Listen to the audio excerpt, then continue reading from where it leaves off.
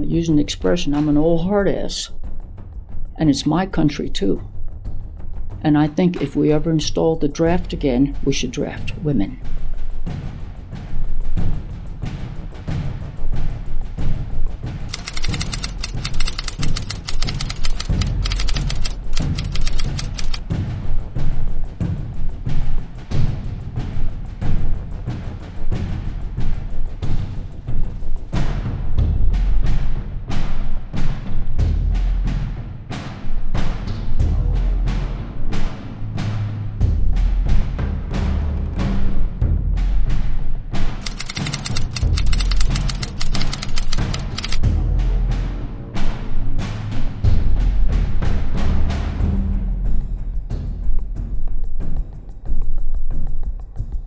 Privates First Class Katie Gores, Julia Carroll, and Cristina Fuentes Montenegro became the first entry-level enlisted women Marines to complete infantry training.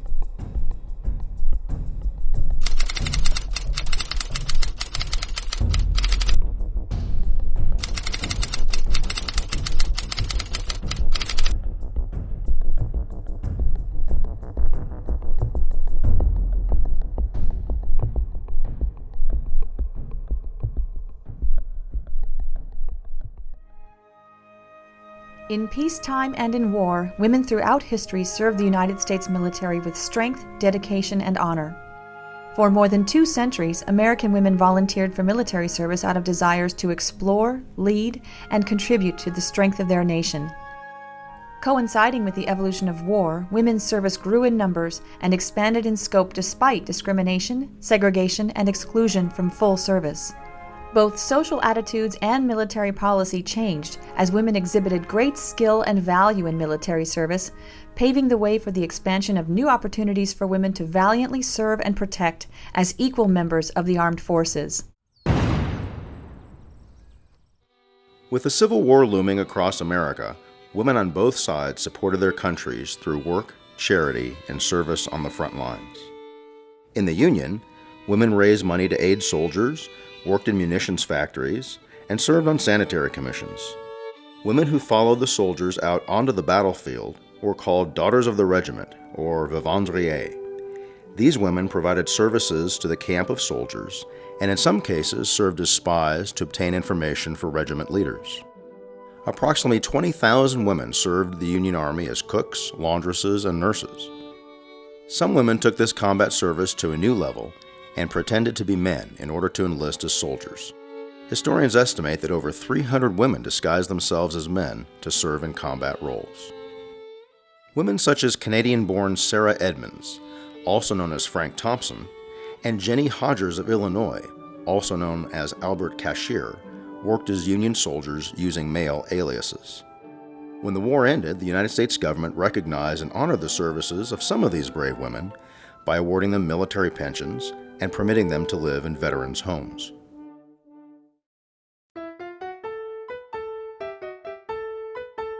In April of 1898, after the sinking of the USS Maine in Havana Harbor, sharpshooter Annie Oakley wrote to President McKinley to encourage him to consider using women in combat roles. Oakley offered McKinley a regiment of over 50 lady sharpshooters, equipped with their own ammunition and weapons to retaliate against the Spanish, should the government decide to go to war in Cuba. When the sinking of the USS Maine propelled the United States into war against Spain, District of Columbia native Dr. Anita Newcomb McGee organized the recruitment of women as nurses. Appointed as the first female acting assistant surgeon general in 1898, she was the only woman officially permitted to wear an officer's uniform.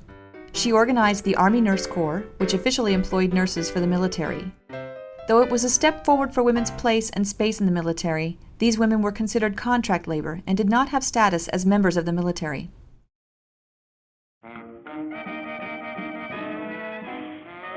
In the years following, women's roles expanded into providing potential combat support in areas of communication and clerical support. While a large-scale war erupted in Europe, America prepared itself to assist when necessary. Approximately 35,000 women served in the U.S. military during World War I. While some served as official yeomen in the Marine Corps and Navy, many others served in a less official capacity without rank as radio operators, clerical workers, typists, and stenographers. In 1917, 20-year-old Californian Bernice Smith Tongate walked into a U.S. Navy recruiting office and asked about life as an enlisted sailor. She reportedly exclaimed, "Gee, I wish I were a man, I'd join the Navy."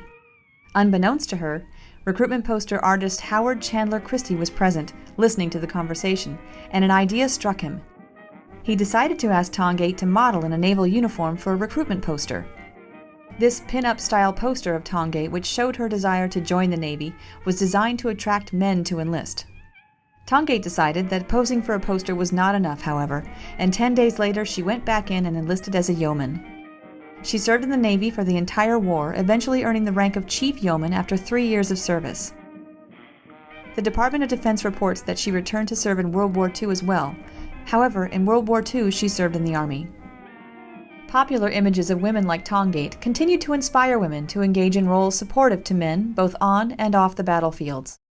In 1940, while World War II raged on in Europe, American psychologist William Moulton Marston created a new superhero figure to speak to the untapped market of young female readers. In various comic issues, Wonder Woman served undercover as both a nurse and a typist for the Army. When she was able to be herself in her superheroine form, she served as a secretary to the men of the Justice League.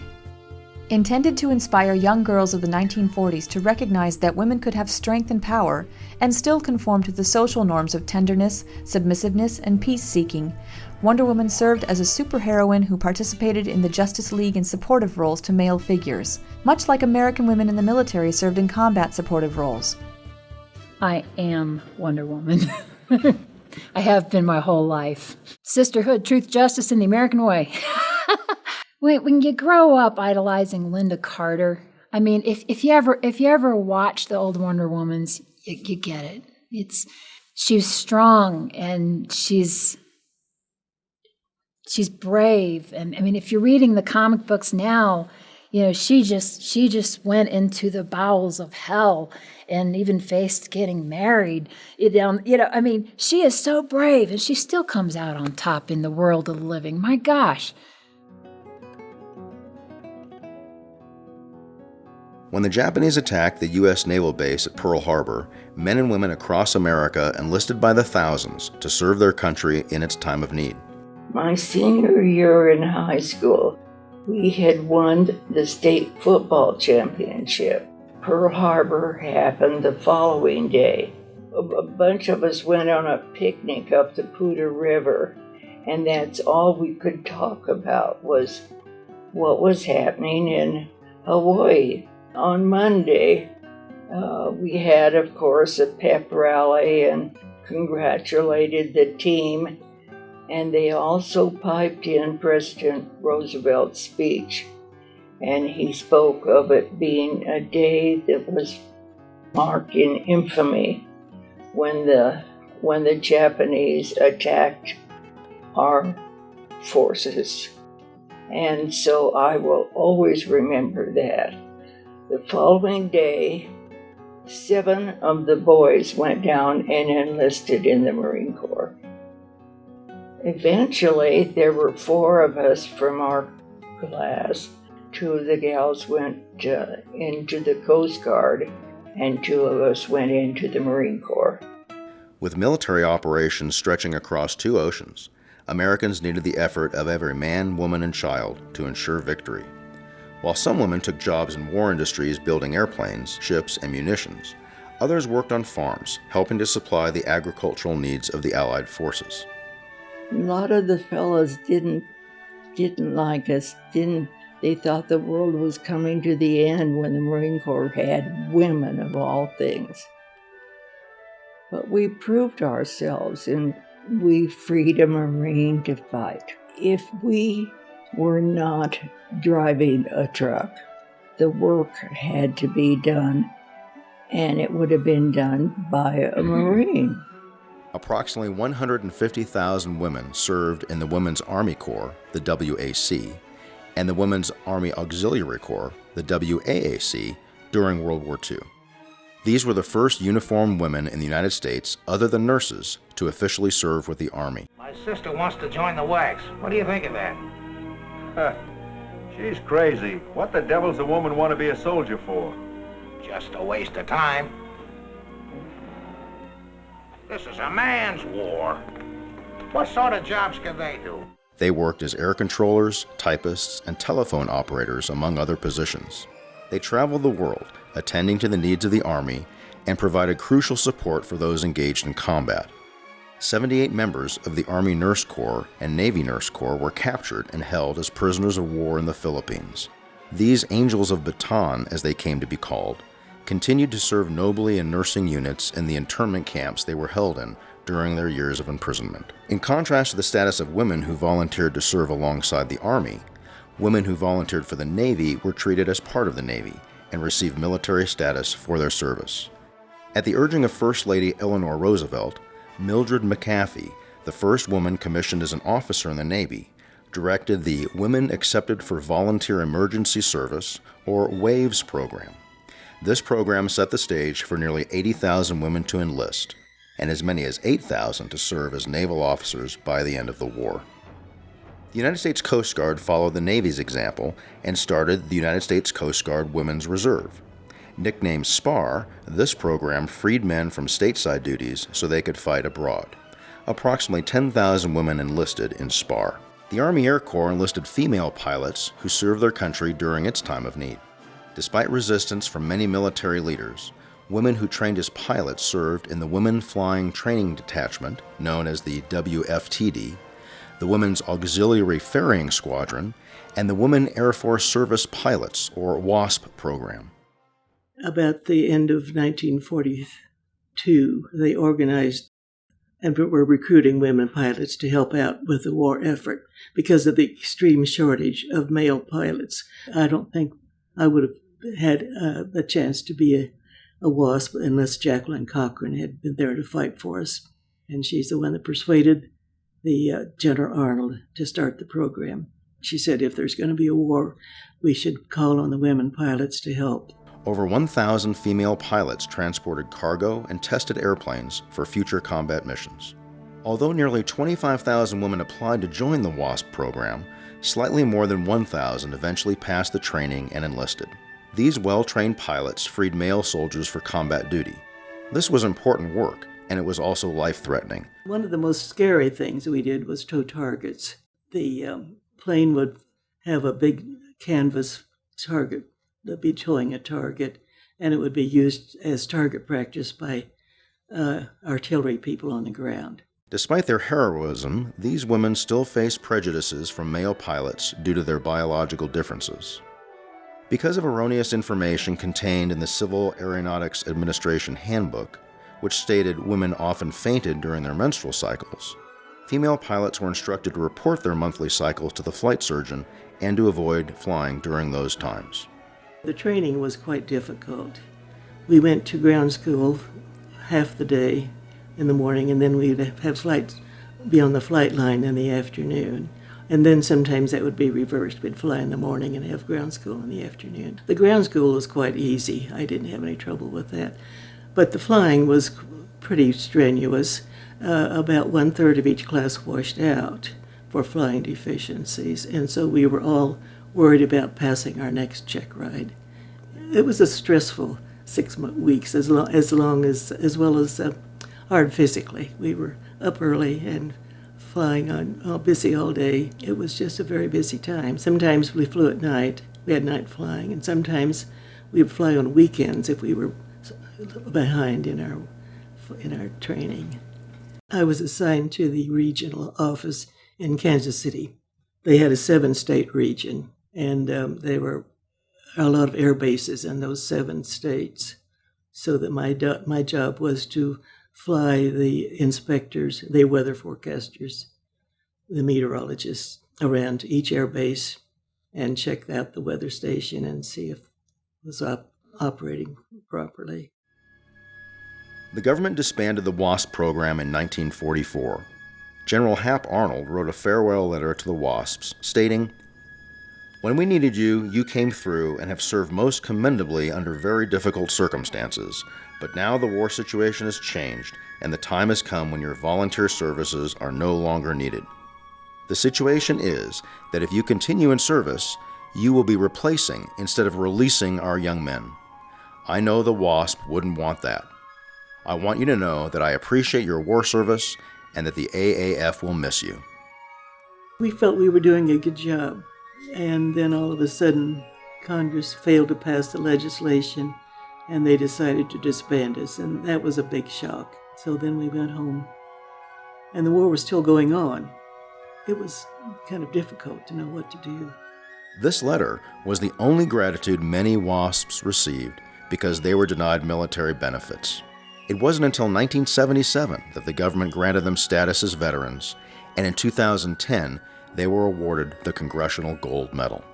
It's a very high honor. There have only been a few organizations that have received it. They decided the time was right to try to get recognition for the WASP as the first women to fly military aircraft. We were very pleased that finally the services were accepting women for pilot training, but it took that long before we did. But we just wanted to remind people that we had done it first. Men and women alike celebrated the end of the war and the transition back to civilian life that it promised. It was a happy time. We were all very proud to be Americans. How could you help but be?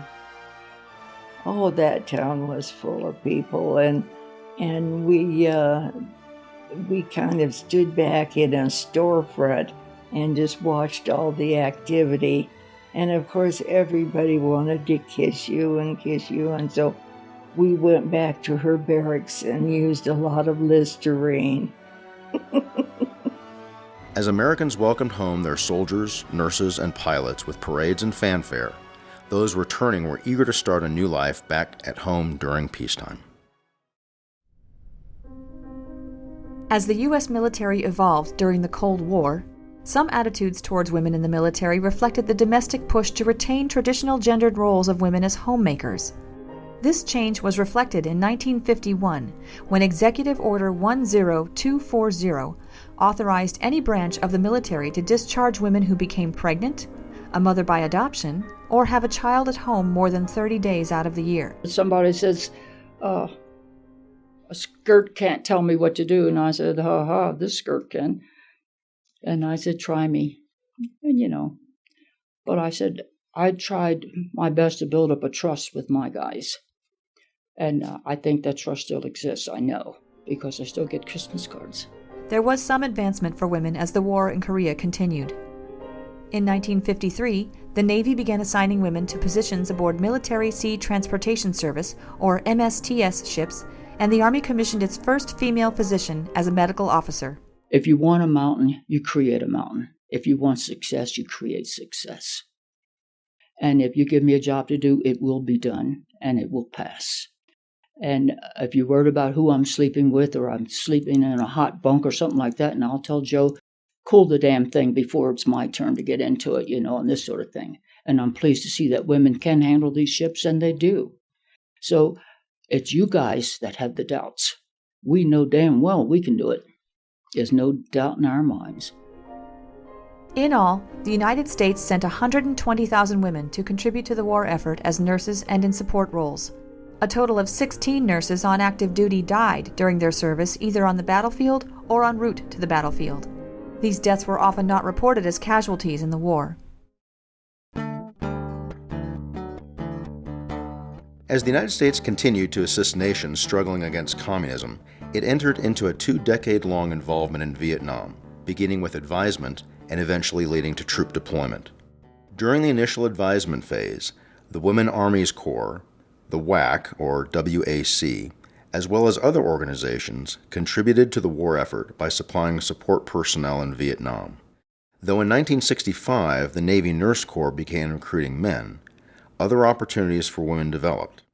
In 1967, Public Law 90-30 eliminated the ceiling and promotion cap for women, and in 1968 the Air National Guard began allowing women to enlist. During the conflict, Jean M. Holmes served as director of the Women in the Air Force, or WAF program, which recruited women into combat support roles.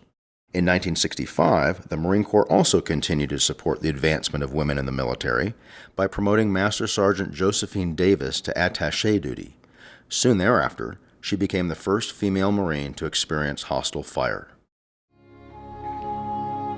Over 7,000 women were part of the approximately 2.5 million Americans who served on active duty within the borders of Vietnam during the war. While the military remained largely male, it did evolve into a younger force. The average age of the combat soldier in World War II was 26. During the war in Vietnam, it was 19. Major differences in terrain, climate, and guerrilla warfare, combined with the naivete of youth, made this war very different for soldiers to fight when compared to the one just 2 decades earlier. Basically all the casualties. And then one of the men that came to the emergency room had just drank a quart of alcohol, and he quit breathing, and he died just from drinking. It's like, what? Those kinds of things. I guess my surroundings there were very comfortable, comparable. I gotta take a deep breath.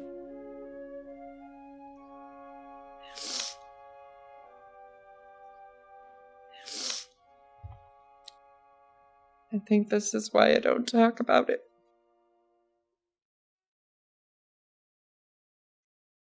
I mean, they're 18. They're usually 18 to 20. They're kids, They're all blown apart. We had one place that we would put a leg or an arm. It's just...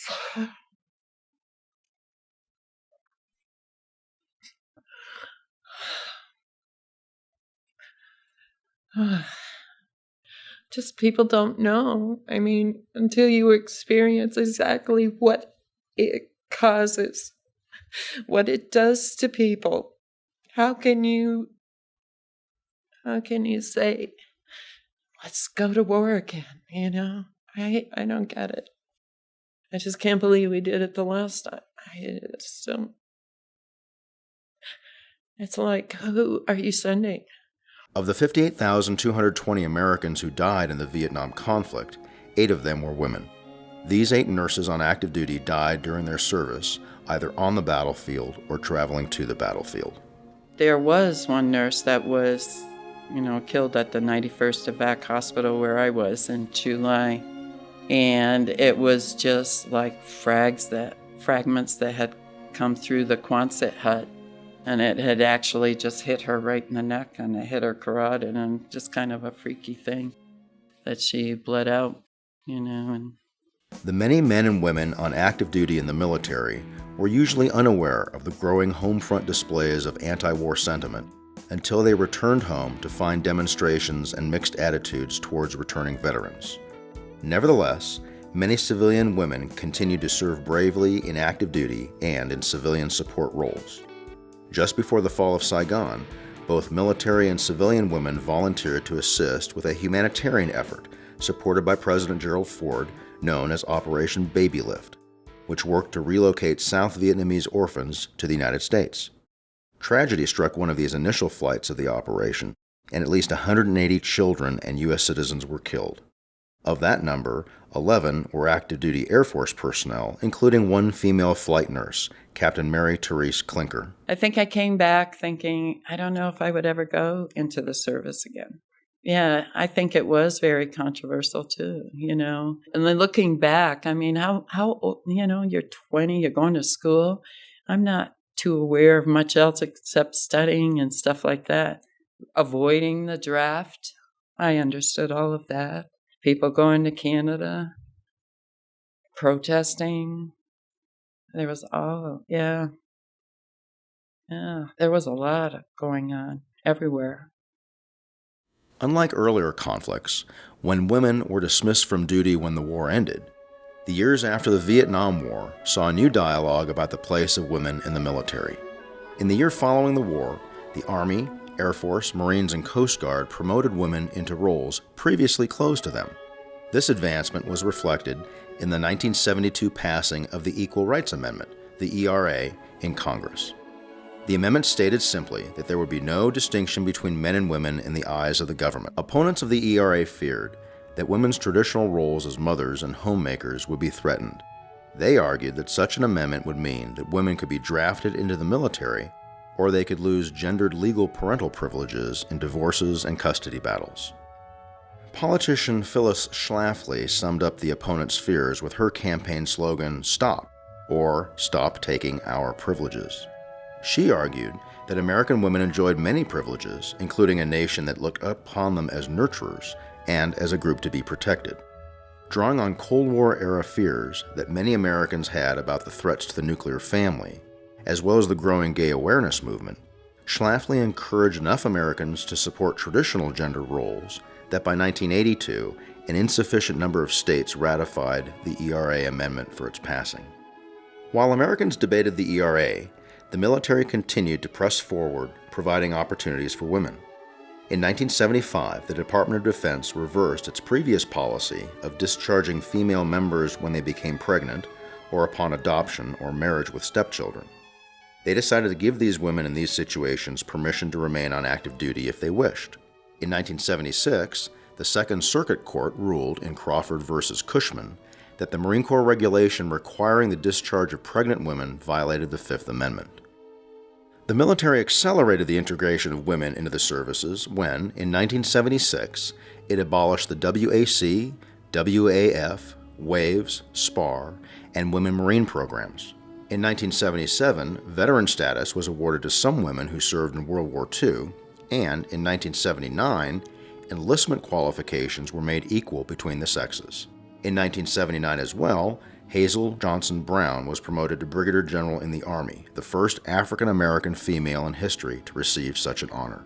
In 1980, the Defense Off Personnel Management Act, known as DOPMA, abolished gender differences in promotion procedures, which allowed women to compete with men for promotion. However, in 1981, as the debate about women's roles as mothers and caregivers rolled on, the Supreme Court ruled in Roscoe v. Goldberg that the exclusion of women from the draft and selective service was constitutional. My husband and I were our partners and always have been in raising our kids, but a mother's role is different than a father's. As a mom, when you know you're not going to see your kids for an extended period of time, and that begins to hit home, it's not easy. You kiss them harder every night, and as a pediatric nurse, I knew that on a developmental basis, I'd be missing a lot of the developmental stages of my little girl at 17 months. You know, if I was gone for a year, I'd miss all those stages of her life. But, you know, you're committed. You go. From 1984 to 1986, the academies of the Navy, Coast Guard, and Air Force all made history with women graduating at the top of their class. Slowly, the tide of exclusion began to turn. In 1988, the Department of Defense adopted the RISK rule, which provided the branches of the military to analyze specific units for possible exclusion of women. Those units that supported combat activity were closed to women. Approximately 30,000 new positions opened, however, for women in other non-combat units. In 1989, 770 women joined the invasion of Panama in Operation Just Cause. Women were pilots of Black Hawk helicopters, and one woman, Captain Linda Bray, led a group of soldiers into combat. It was her brave leadership that sparked further discussion about the role of women in combat.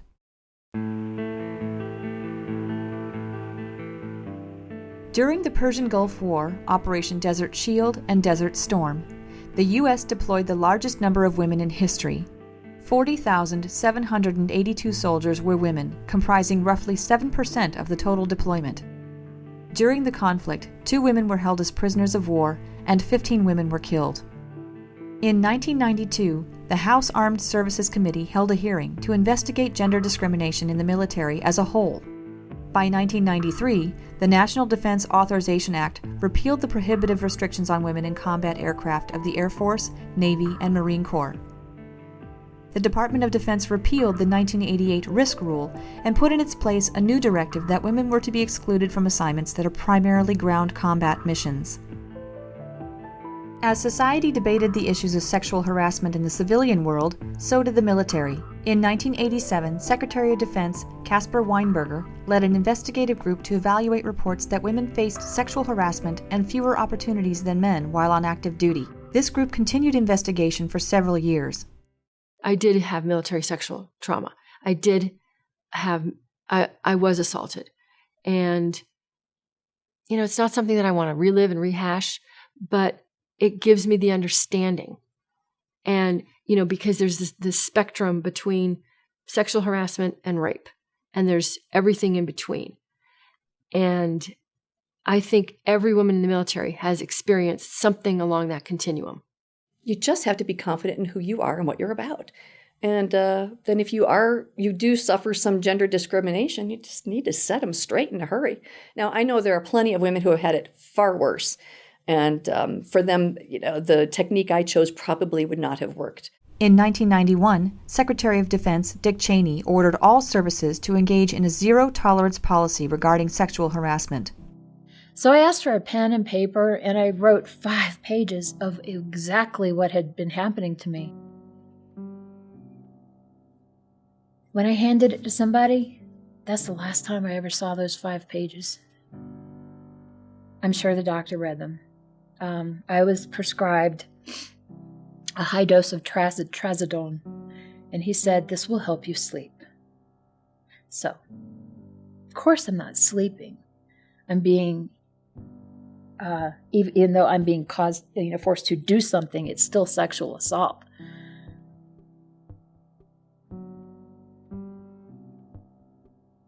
I even considered maiming while I considered separating his member with my teeth. Despite the changes, the situation hasn't improved much. It was reported that in 2012, soldiers were 15 times more likely to be raped by a fellow soldier than killed by an enemy. In response to a Department of Defense report that an estimated 86% of cases of sexual assault were unreported, Congress put into place an act that criminalizes assault in the military, placing those charged up against dishonorable discharges. I think military sexual trauma is something that has been around, but I think now that leadership is finally starting to show that they do care and they will take the appropriate steps to take care of the men and women who are experiencing military sexual trauma. I think we will see an increase in the number of people coming forward who experienced it, and I also think that we will see an increase in the amount of leadership support that we get from the Department of Defense and the Department of Veterans Affairs for this type of thing.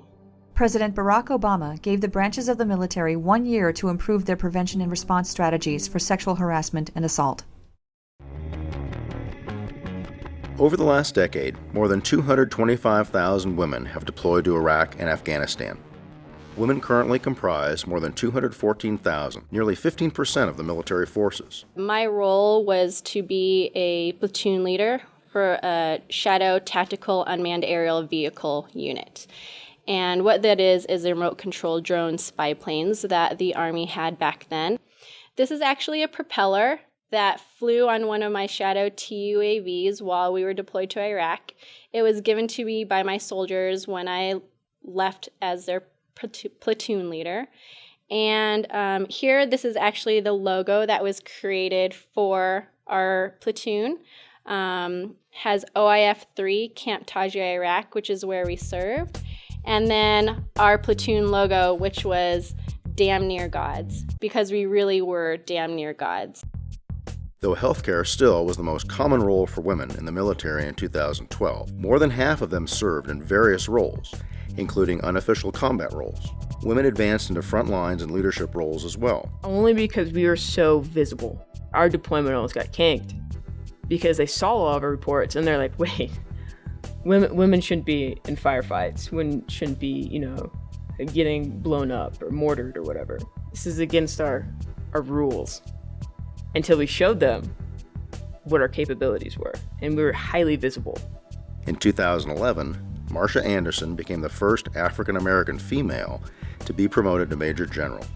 In 2013, there were 69 female generals and admirals.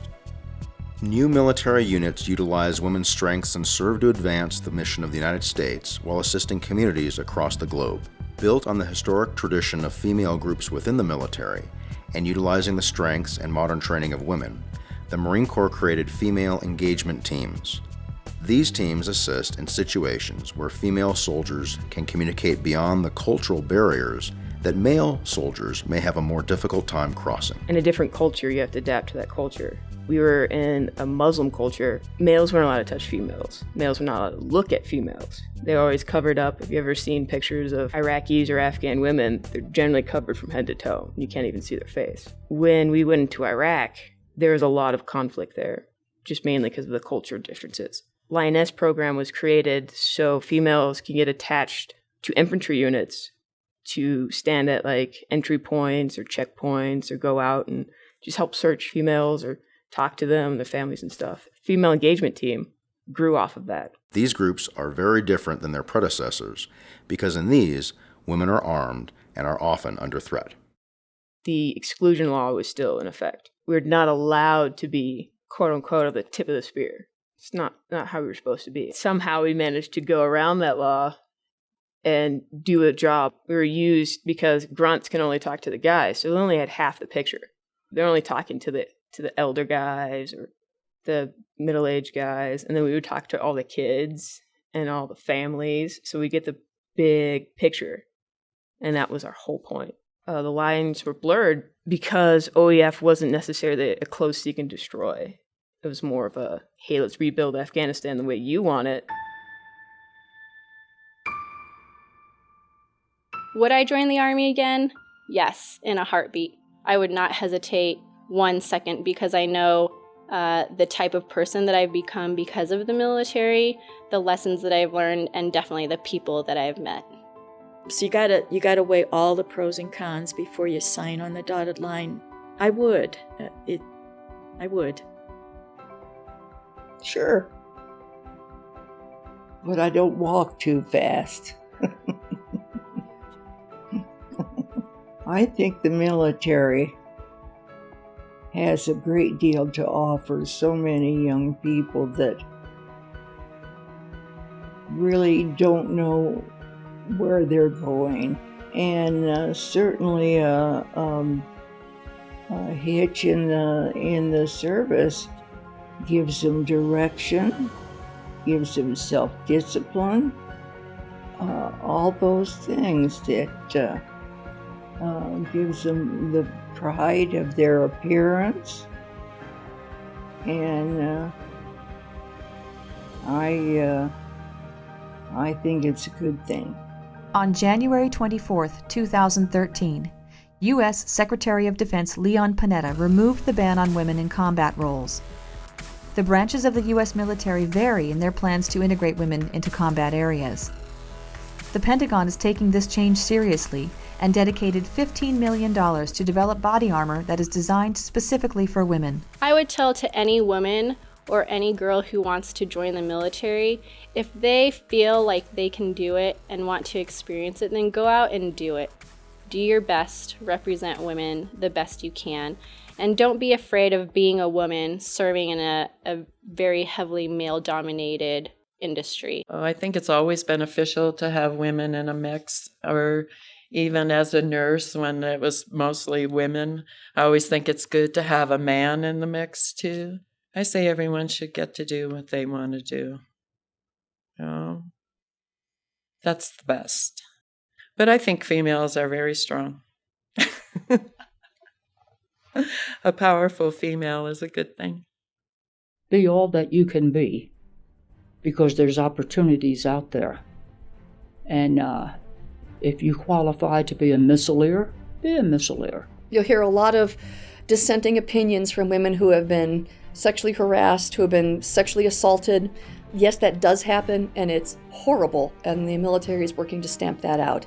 However, most of us haven't. Most of us have had great careers. Most of us have had very satisfying careers. You can do a lot in the military.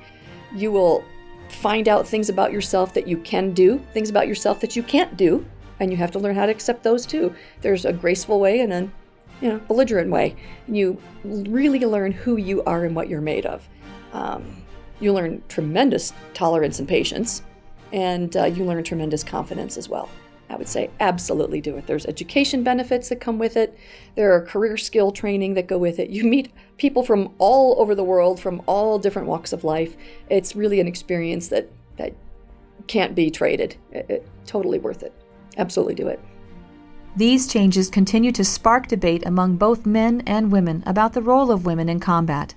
As women demonstrate physical, intellectual, and emotional skill for combat and leadership roles, old norms and prejudices are fading into history. Changes in social norms, policy, and technology inspire continued examination of women's place and space in military service and leadership. The front lines have been blurred for a very long time, and it's just a matter of having that signature to say that women can finally be acknowledged for the work that they've already been doing. As far as mental capacity, women can do it. Physical capacity, if they have the strength and are able to physically do it, then let them do it. The whole point of having women, having that law changed was to give women, again, it comes back to equal opportunity. It's not that we necessarily want to go out and, carry big guns and shoot people.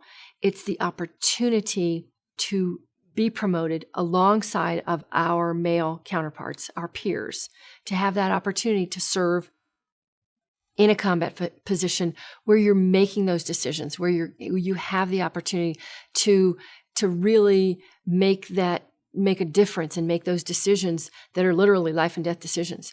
And that is the career path to senior leadership. Through history, women have served in combat fields. It wasn't until the turn of the 19th century when public sentiment was so against women getting hurt. Women have been getting hurt for centuries in every culture except ours, and ours here in the United States as well. Women have served in the military all through time.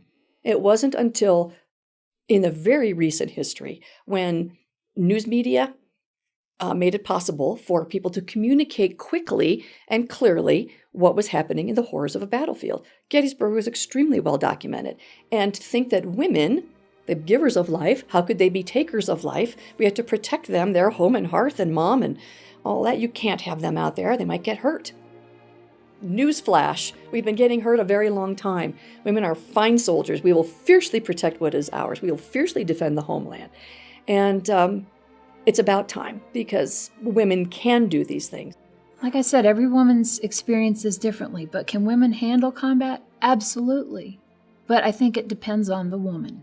As we've seen through the generations of females in war or in military life, it's just getting progressively better for equality, I guess you could say. And there's the next step. They have to bring it up the level that we did. I'm all for it. I was glad to see that it happened, that it's now being allowed. We're just as ready, willing, and capable as our male counterparts. Now, there are some women who are better at it than others. Go back to the beginning of our talk, when everyone has to find their place. The way the military is divided up, there are some very demanding physical roles. Your infantrymen in the Army and the Marine Corps. The Navy has special sectors. The Air Force has special sectors which require people of unique and expanded physical abilities. And I'm completely fine with women doing that if they can perform to those standards that are set. The standards I don't think should be changed for women. Nothing should be dumbed down, downgraded, or diluted. The job requires that level of proficiency, and that's the level of proficiency you should be able to bring to the table if that's what you want to do. And nothing says a woman can't do it. Her own physiology may dictate that one way or the other, but if she truly wants to do that, she'll find a way to do it. And if she wants to do that but can't, she'll have to find something else to which she is better suited physically. So absolutely, I think that was a good decision. I think having diversity within our military ranks is very important, whether it's for women, minorities. The recent repeal of Don't Ask, Don't Tell is a huge stepping stone as well for the military. Providing those opportunities for anybody who wishes to join, I think is a step forward for our military. Things like don't ask, don't tell, or women in combat roles, I think they're long past due. By being a success, perhaps I was made it possible for someone else to come in to say, women can do this or that or the other. If I had failed, then they say all women will fail. And because I think sometimes we're all judged as one, whereas I would rather you say you're a pain in the butt and talking about me and not all of us. We have modern days. We don't want to go back to where it was when I came in. We should progress.